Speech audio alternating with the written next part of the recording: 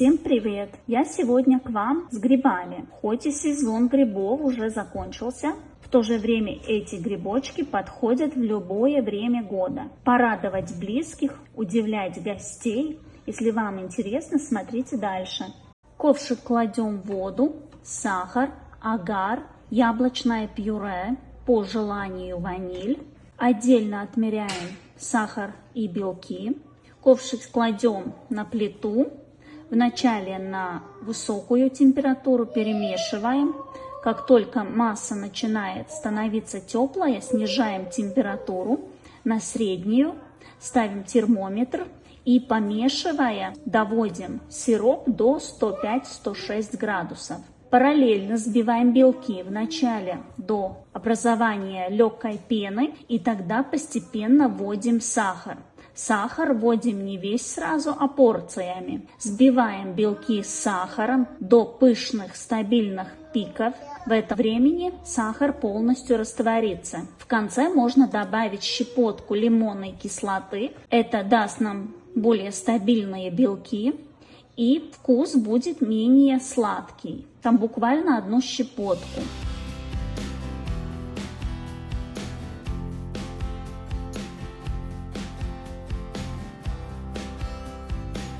Как только сироп достиг 105-106 градусов, вливаем тонкой струйкой сироп в белки, взбиваем на высоких оборотах.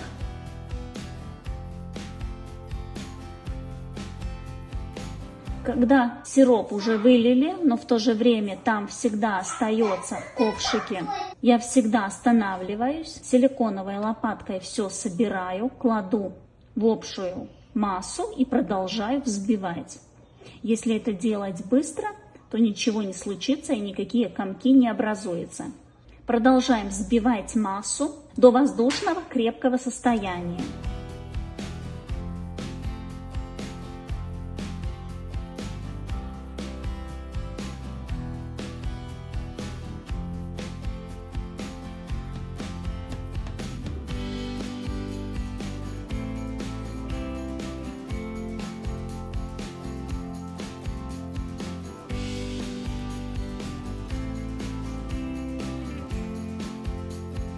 Перекладываем кондитерский мешок и с круглой насадкой отсаживаем ножки для грибочков.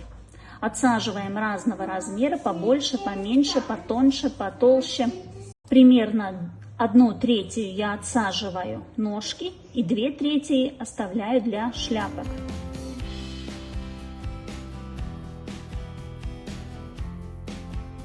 Как только отсадили все ножки, ставлю в морозилку, чтобы они быстро схватились.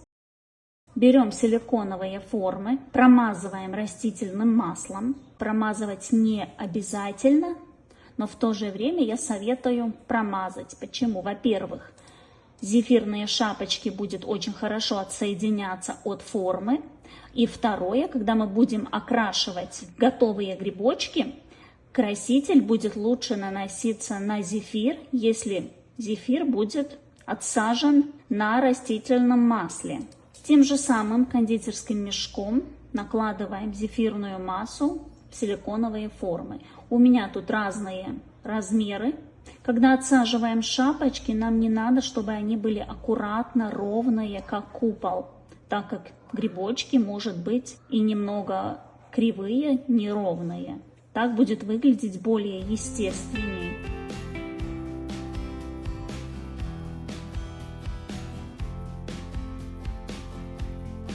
К тому времени наши ножки уже хорошо стабилизировались. Примерно 5 минут достаточно подержать в морозилке. Берем ножки и сразу кладем, прижимаем в отсаженные шапочки. Так как шапочки мы только отсадили, зефир еще не стабилизировался, и поэтому очень хорошо крепятся ножки.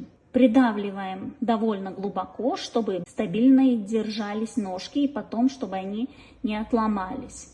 Потом надо подождать, чтобы зефир полностью стабилизировался. Это может происходить за 30 минут, а может надо подождать подольше. Это зависит от влажности в вашем помещении.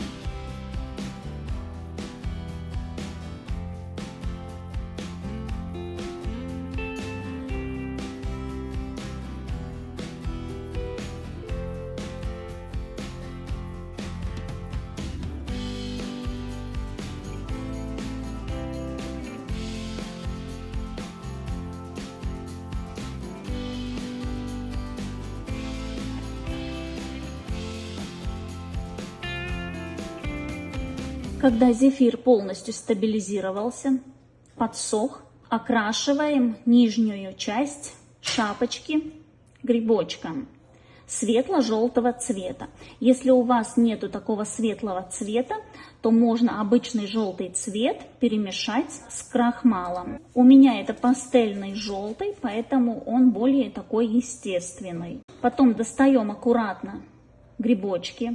Обычно стабилизируется зефир по этому рецепту через 30 минут.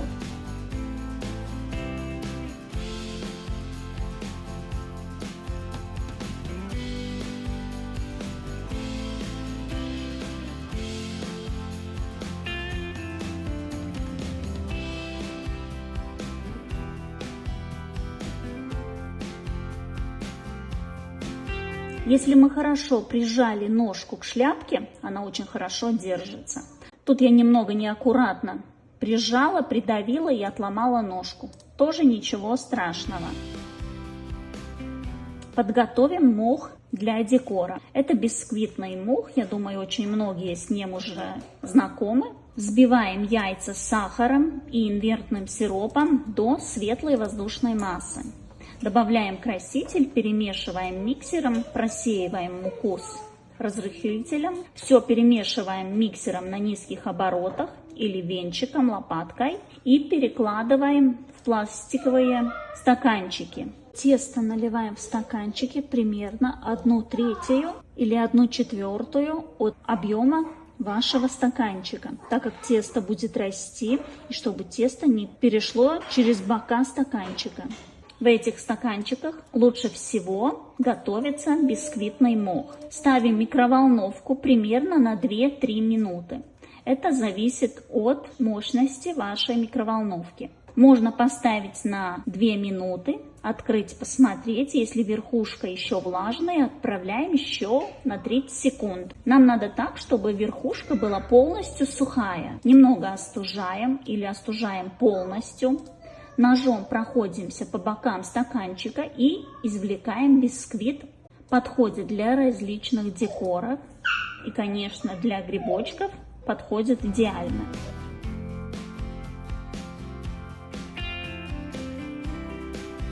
Далее будем окрашивать грибочки. Это у меня жирорастворимые сухие красители, оранжевый, красный краситель и обычный какао-порошок. И вот так просто окрашиваю все грибочки. Красные, оранжевые и коричневые.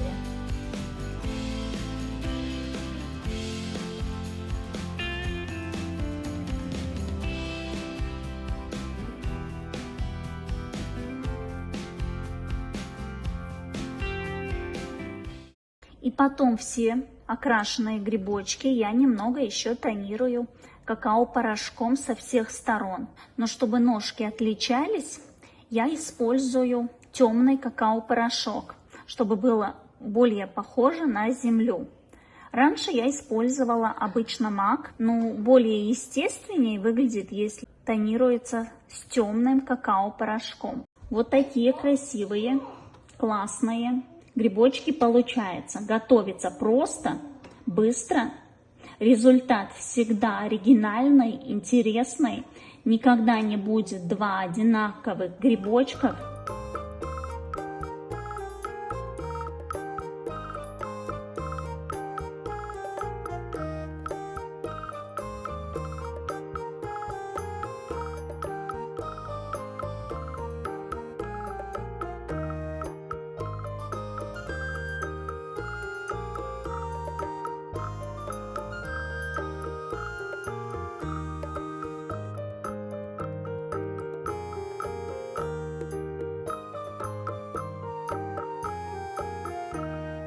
Добавляем бисквитный мох, если украшаем торт или просто кладем в корзиночку.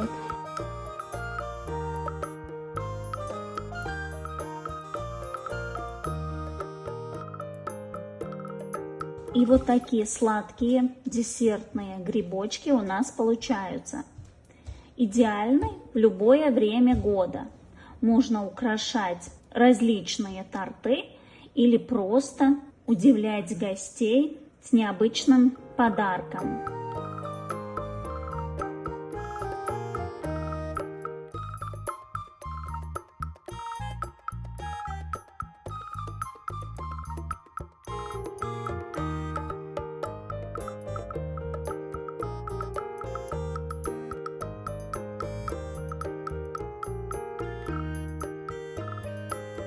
Если вам понравился видео, ставьте лайк, подписывайтесь, комментируйте, жмите на колокольчик, чтобы не пропустить новые видео, рецепты, эксперименты.